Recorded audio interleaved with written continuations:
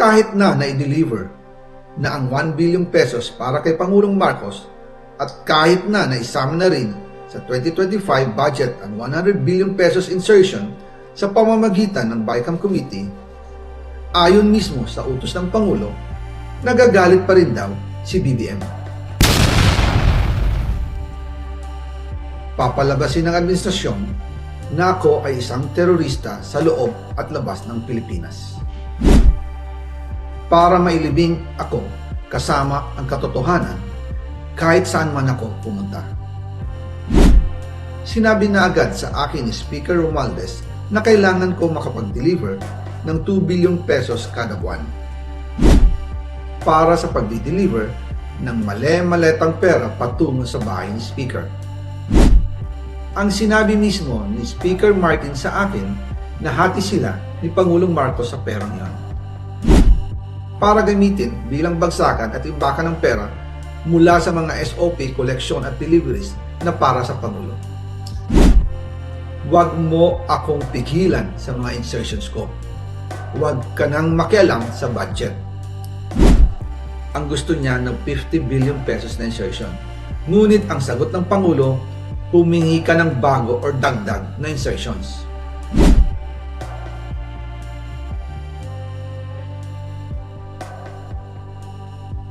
Magandang araw po sa inyong lahat. Bago ko ipagpatuloy ang aking paliwanag, nais ko munang magpasalamat sa inyo.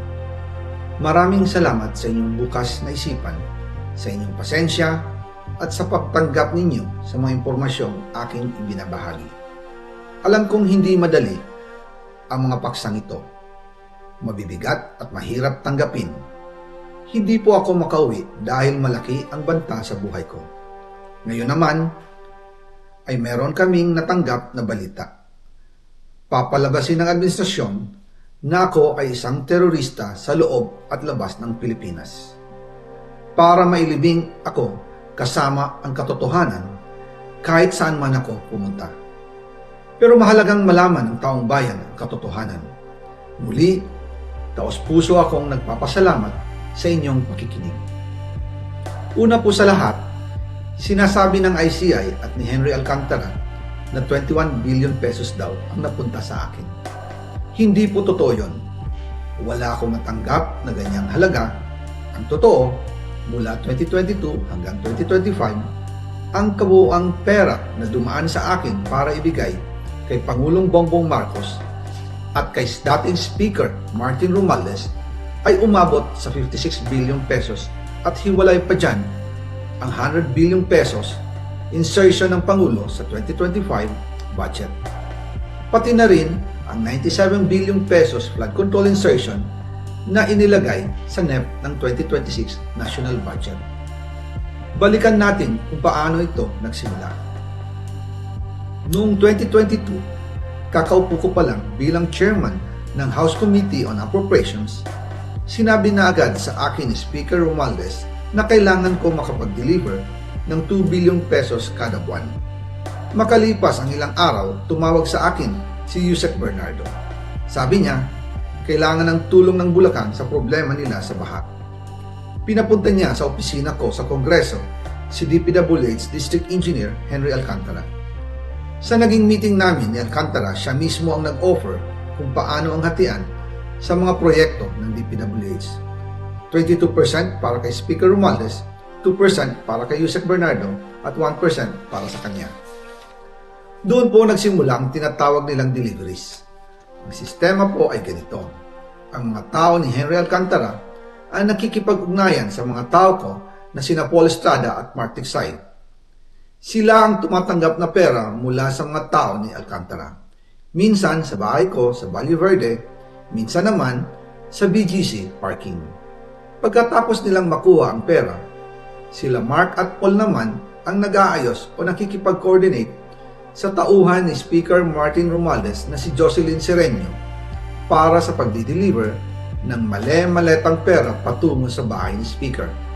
Una, sa North Forbes Park sa McKinley Drive at nang lumipat siya sa number 14 Nara Street, South Forbes Park. Gusto ko pong linawin, hindi ako nakikialam sa mismong proseso ng paghatid. Dumaan lang po sa akin ang pera na agad dinideliver kay Speaker Romualdez. Ako lang po ang nagko-confirm sa text kay Speaker kapag nadala na ang pera sa bahay niya. At lahat ng ito, mula sa unang utos noong 2022 hanggang sa huling delivery noong 2025. Umabot sa mahigit 55 billion pesos plus ang naihatid sa bahay ni dating Speaker Martin Romualdez.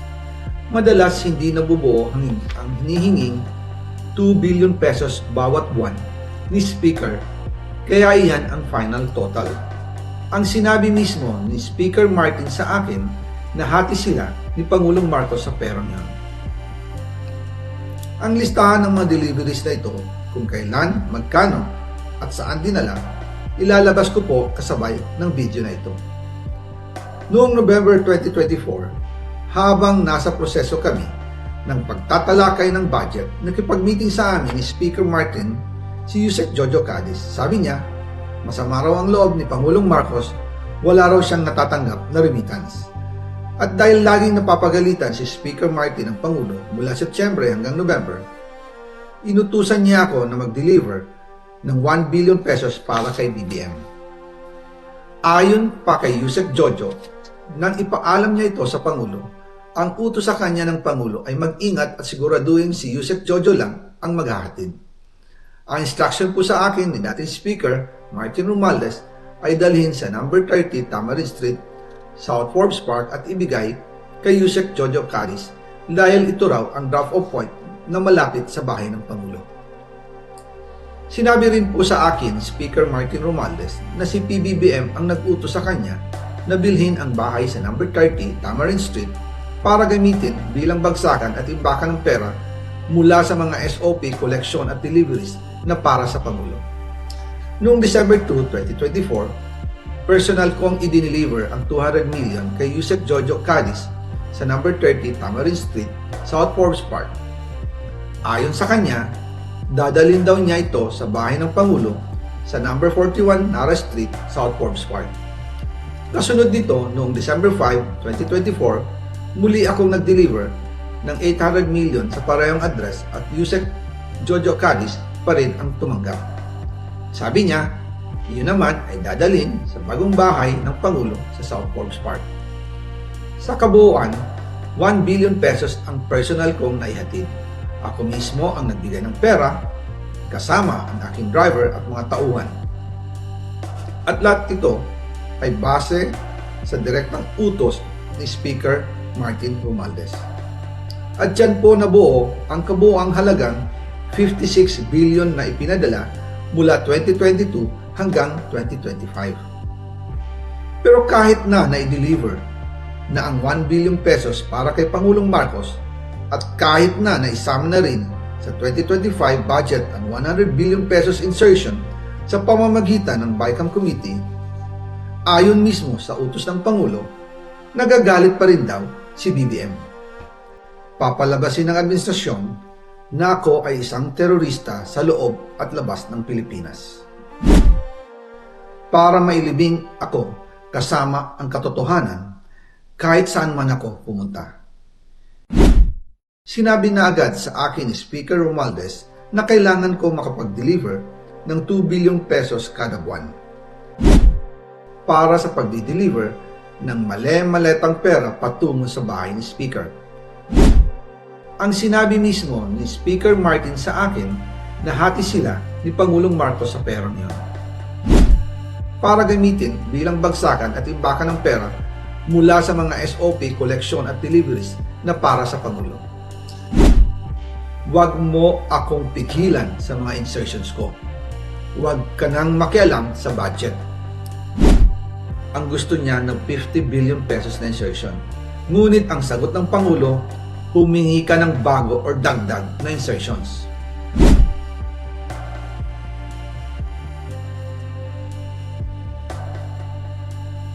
Magandang araw po sa inyong lahat. Bago ko ipagpatuloy ang aking paliwanag, nais ko munang magpasalamat sa inyo.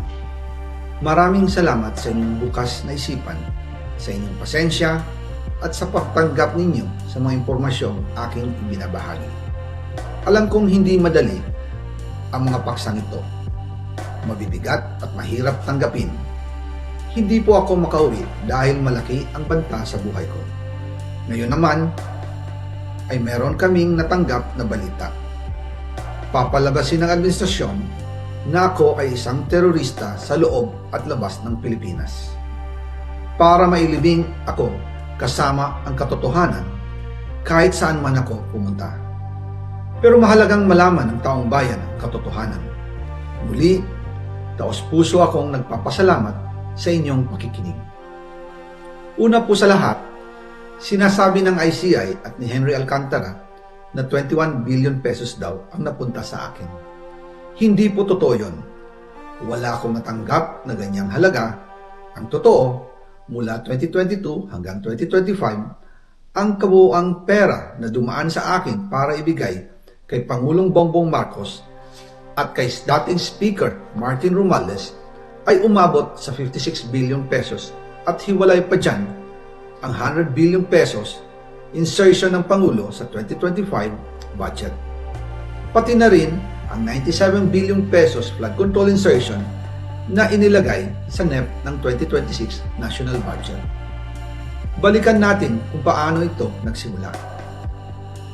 Noong 2022, kakaupo ko pa lang bilang chairman ng House Committee on Appropriations, sinabi na agad sa akin ni Speaker Romualdez na kailangan ko makapag-deliver ng 2 billion pesos kada buwan. Makalipas ang ilang araw, tumawag sa akin si Yusek Bernardo. Sabi niya, kailangan ng tulong ng Bulacan sa problema nila sa baha. Pinapunta niya sa opisina ko sa Kongreso si DPWH District Engineer Henry Alcantara. Sa naging meeting namin ni Alcantara, siya mismo ang nag-offer kung paano ang hatian sa mga proyekto ng DPWH. 22% para kay Speaker Romualdez, 2% para kay Yusek Bernardo at 1% para sa kanya. Doon po nagsimula ang tinatawag nilang deliveries. Ang sistema po ay ganito. Ang mga tao ni Henry Alcantara ay nakikipag-ugnayan sa mga tao ko na sina Paul Estrada at Mark Tiksay. Sila ang tumatanggap na pera mula sa mga tao ni Alcantara. Minsan sa bahay ko sa Valle Verde, minsan naman sa BGC parking. Pagkatapos nilang makuha ang pera, sila Mark at Paul naman ang nag-aayos o nakikipag-coordinate sa tauhan ni Speaker Martin Romualdez na si Jocelyn Sereño para sa pagdi-deliver ng male-maletang pera patungo sa bahay ni Speaker. Una, sa North Forbes Park sa McKinley Drive at nang lumipat siya sa number 14 Nara Street, South Forbes Park. Gusto ko pong linawin, hindi ako nakikialam sa mismong proseso ng paghatid. Dumaan lang po sa akin ang pera na agad dinideliver kay Speaker Romualdez. Ako lang po ang nagko-confirm sa text kay Speaker kapag nadala na ang pera sa bahay niya. At lahat ng ito, mula sa unang utos noong 2022 hanggang sa huling delivery noong 2025. Umabot sa mahigit 55 billion pesos plus ang naihatid sa bahay ni dating Speaker Martin Romualdez. Madalas hindi nabubuo ang hinihinging 2 billion pesos bawat buwan ni Speaker, kaya iyan ang final total. Ang sinabi mismo ni Speaker Martin sa akin na hati sila ni Pangulong Marcos sa perang yon. Ang listahan ng mga deliveries na ito, kung kailan, magkano, at saan dinala, ilalabas ko po kasabay ng video na ito. Noong November 2024, habang nasa proseso kami ng pagtatalakay ng budget, nakipag-meeting sa amin ni Speaker Martin si Yusek Jojo Cadiz. Sabi niya, masama raw ang loob ni Pangulong Marcos, wala raw siyang natatanggap na remittance. At dahil laging napapagalitan si Speaker Martin ang Pangulo mula Setyembre hanggang November, inutusan niya ako na mag-deliver ng 1 billion pesos para kay BBM. Ayon pa kay Yusek Jojo, nang ipaalam niya ito sa Pangulo, ang utos sa kanya ng Pangulo ay mag-ingat at siguraduhin si Yusek Jojo lang ang maghahatid. Ang instruction po sa akin ni dating Speaker Martin Romualdez ay dalhin sa number 30 Tamarin Street, South Forbes Park at ibigay kay Yusek Jojo Cadiz dahil ito raw ang drop-off point na malapit sa bahay ng Pangulo. Sinabi rin po sa akin ni Speaker Martin Romualdez na si PBBM ang nag-utos sa kanya na bilhin ang bahay sa number 30 Tamarind Street para gamitin bilang bagsakan at imbakan ng pera mula sa mga SOP, collection at deliveries na para sa Pangulo. Noong December 2, 2024, personal kong i-deliver ang 200 million kay Yusek Jojo Cadiz sa number 30 Tamarind Street, South Forbes Park. Ayon sa kanya, dadalhin daw niya ito sa bahay ng Pangulo sa number 41 Nara Street, South Forbes Park. Kasunod dito, noong December 5, 2024, muli akong nag-deliver ng 800 million sa parehong address at Yusek Jojo Cadiz pa rin ang tumanggap. Sabi niya, iyon naman ay dadalhin sa bagong bahay ng Pangulo sa South Forbes Park. Sa kabuuan, 1 billion pesos ang personal kong naihatid. Ako mismo ang nagbigay ng pera, kasama ang aking driver at mga tauhan. At lahat ito ay base sa direktang utos ni Speaker Martin Romualdez. At dyan po nabuo ang kabuuang halagang 56 billion na ipinadala mula 2022 hanggang 2025.